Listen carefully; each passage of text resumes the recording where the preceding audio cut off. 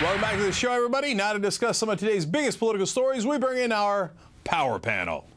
Alex Wagner, Msnbc's political analyst, reporter for the Huffington Post. Kiki Mclean, a founding leader of the No Labels Group and former senior advisor to Hillary Clinton during her 2008 presidential run.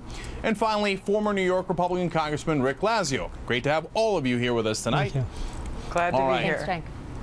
First question for the panel. Democrats refuse to cave on Medicare, let's hope, but will the Obama White House? Senate Democrats stood firm on the issue again today.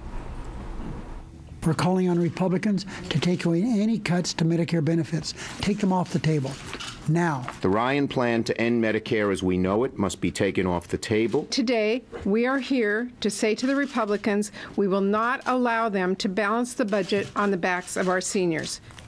Alex, first question is it for real? You know, it's nice rhetoric. I'm ecstatic to hear it, but do we think they're really going to hold the line? Look, it is heartening, I think, to see the Democrats, A, united, and B, playing hardball. I mean, a lot of times, and the Obama White House is probably most guilty of this, they negotiate with themselves ahead of this. You know, strategically speaking, the Paul Ryan Medicare plan is the best tactic the Democrats have had since Obama ran for office. I mean, this is manna from heaven for the 2012 presidential campaign. This is something they can all unite behind, and fundamentally, it engenders a broader conversation about the American Social Compact and what the Republicans are offering and what the Democrats are offering. I think for now, we have to hope for the best. Kiki, help me understand this. Apparently, they're saying that Medicare cuts can be on the table, but not Medicare benefit cuts.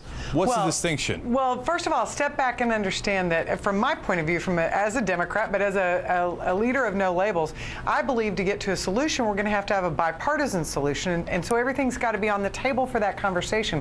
What I hear Senate Democrats saying, some in different ways than others, which is you're not going to go to the Paul Ryan extreme. There are people who believe that the Ryan plan is the most extreme and therefore not really moving toward a conversation about what can really happen.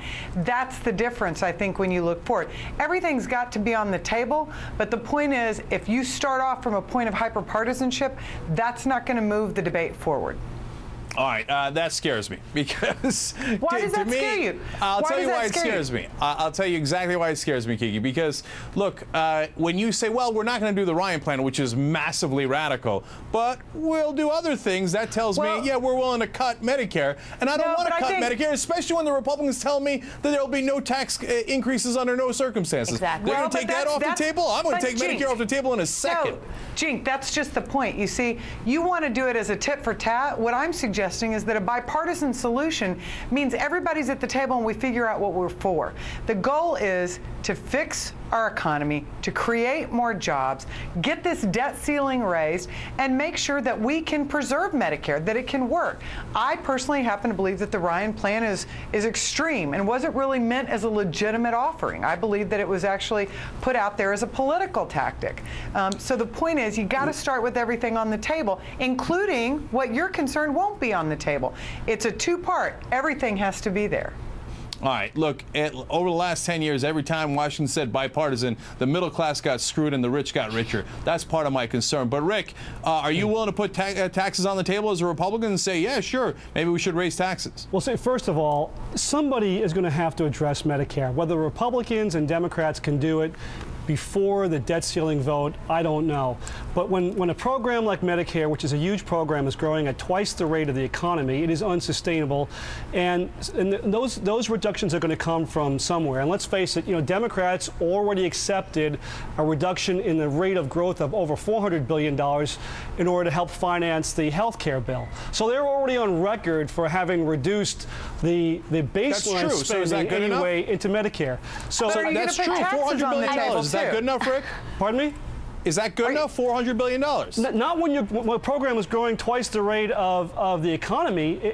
We're borrowing $4 billion a day, Cenk. Most of them. So, Rick, I'm going to stay with you then. I'm going to hold on, Rick. I'm going to stay with you. So you say, okay, Medicare is growing too fast, we can't afford it. On the other hand, you got Republicans saying they want to do massive, gigantic tax cuts for the rich. What happened? I thought we couldn't afford anything. So let me say this. First of all, you've got to understand that the only way long-term to address this huge fiscal dilemma that we have right now is through growth. And the worst time to raise taxes is when you have a soft, fragile recovery like we have right now. That's what you guys say every time. It's when people are making money. Oh, it's a terrible time to raise taxes. Let's give more to the rich. Listen, Alex. I just think we have to look at this strategically. This is playing politics. I mean, I think Democrats are not in the dark that, entitlement programs, there needs to be some reform. Does that mean we need to turn Medicare into a voucher program? I'm not sure. The Republicans have gone far to the right. Look at the budget that passed the House. I mean, I think it's high time that the Democrats at least have some ground to stand on and circle the wagons a little bit. Let me just correct one thing if I can.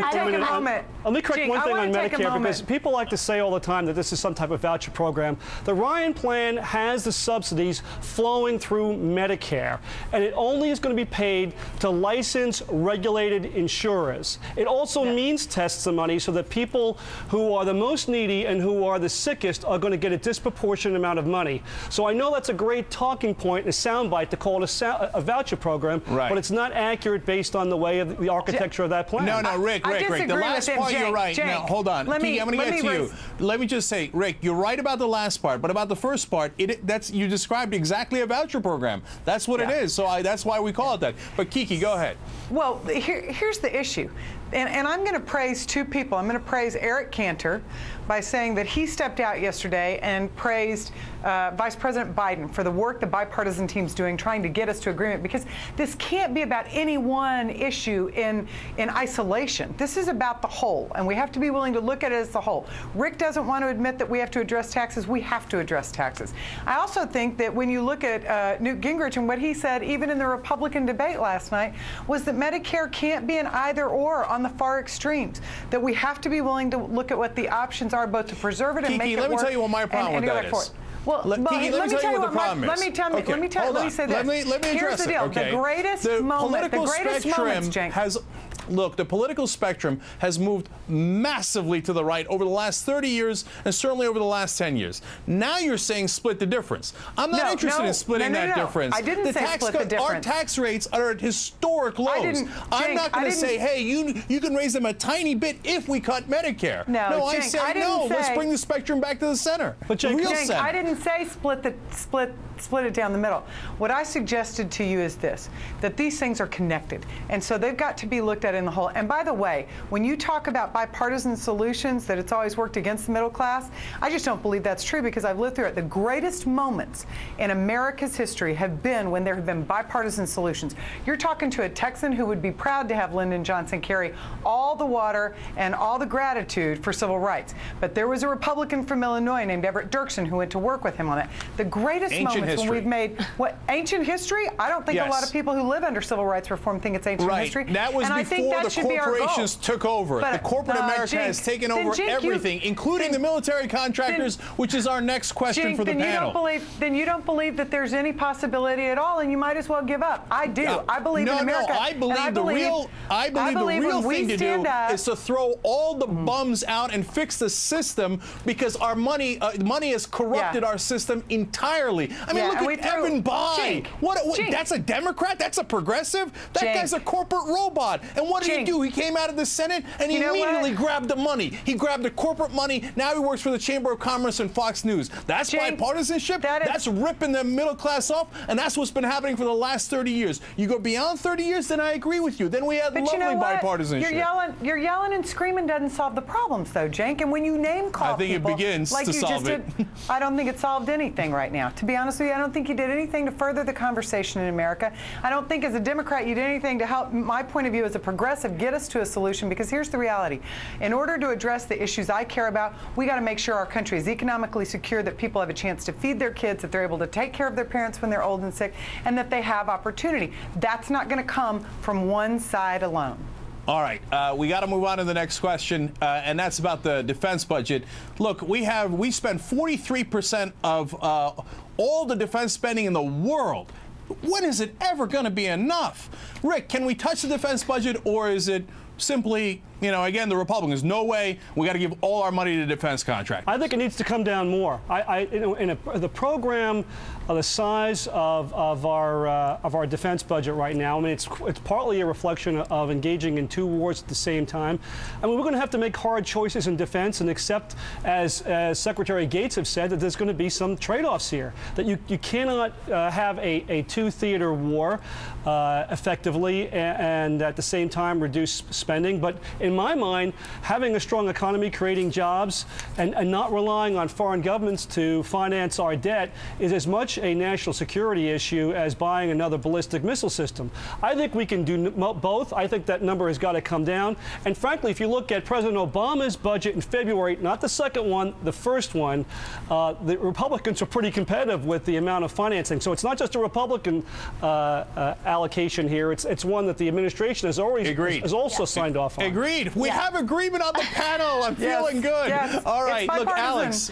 I mean, yeah, the U.S. spends. Alex, hold on one quick second. Look, another story that came out somewhat related to this, $6.6 billion lost in Iraq. Lost. Sure. I mean, how much pork is in the defense budget that we can lose $6.6 billion and they don't even notice? Look, even if we took all of our troops out of Afghanistan, arming and equipping the Afghani army would be $12.8 billion. We have some serious expenditures as far as defense. It's 5% of our wealth that we spend on the defense budget. But look, Leon Panetta was Clinton's chair of the Office of Management and Budget. He's a notorious number cruncher. It looks like he's going to get confirmed. I think there is some bipartisan support for trimming the defense budget, so he may be the man to do it. Kiki, real quick, agreement again? We can cut defense? Yeah, I think there's some agreement. And here's the amazing thing. I'm not sure how those numbers went up because I think what you see on this panel is probably what you really find on Capitol Hill when it comes to that issue. Well, I hope it's true on Capitol Hill. I know it's true across the country. People get that there's pork in the defense budget and it goes to the military contractors. I wish our congressman would get that.